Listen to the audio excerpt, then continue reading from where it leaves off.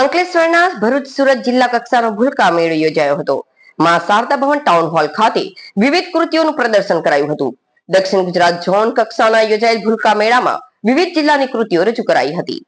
ભરૂચ જિલ્લા પંચાયત ICDS શાખા અને સુરત ઝોન વિભાગીય નાયબ નિયામકની કચેરીમાં સંયુક્ત ઉપક્રમે અંકલેશ્વર શારદા ભવન ખાતે ભરૂચ સુરત જિલ્લા કક્ષાનો ભૂલકા મેળો યોજાયો હતો। આમંત્રિત મહેમાનોના હસ્તે આ મેળાનો પ્રારંભ કરવામાં આવ્યો હતો। આ ભૂલકા મેળામાં વિવિધ કૃતિઓ પ્રદર્શનમાં મૂકવામાં આવી હતી, જેનું મહેમાનોએ નિરીક્ષણ કર્યું હતું। આ પ્રસંગે પાલિકા પ્રમુખ લલિતાબેન રાજપુરોહિત, ઉપપ્રમુખ ભાવેશ કાયસ, મામલતદાર કરણસિંહ રાજપૂત, જિલ્લા પંચાયતના સભ્યો અને આમંત્રિતો અને ભૂલકાઓ મોટી સંખ્યામાં ઉપસ્થિત રહ્યા હતા। મારું નામ હેમાંગીની પરમાર છે। હું ડિસ્ટ્રિક્ટ PSC ઇન્સ્ટ્રક્ટર છું, જે ભરૂચ જિલ્લામાં હું ફરજ બજાવું છું અને મારી ટીમ પણ મારી સાથે છે। આજ રોજ ભરૂચ જિલ્લાનો અને સુરત ઝોન કક્ષાનો ભૂલકા મેળાનું આયોજન કરવામાં આવેલ છે। પાપા પગલી પ્રોજેક્ટ અંતર્ગત ભૂલકા મેળાનું આયોજન કરેલ છે। તેમાં 17 થીમ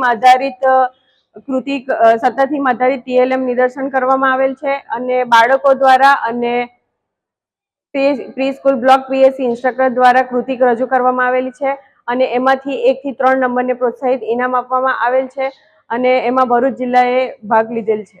સ્ટાર્ટ કરું। આજરોજ અંકલેશ્વર ખાતે વિભાગીય નાયબ નિયામક સુરત ઝોન તેમજ જિલ્લા પંચાયત ભરૂચના ઉપક્રમે ભૂલકા મેળા 2025નું આયોજન કરવામાં આવેલ છે। તેમાં વિવિધ જિલ્લાની પાપા પગલી પ્રોજેક્ટ અંતર્ગત જે 17 થીમ છે એની કૃતિ TLM નિદર્શન રાખવામાં આવેલું છે। તેમજ બાળકો દ્વારા કૃતિ રજૂ કરવામાં આવશે, PSC ઇન્સ્ટ્રક્ટર દ્વારા પણ કૃતિ રજૂ કરવામાં આવશે અને આંગણવાડીના બાળકોમાં સર્વાંગી વિકાસ થાય એ થીમને લઈ અને આજરોજ તમામ જિલ્લાઓ પોતપોતાનું નિદર્શન અને કૃતિ રજૂ કરશે। તેમાંથી જે સારી કૃતિ રજૂ કરશે એને નંબર આપવામાં આવશે।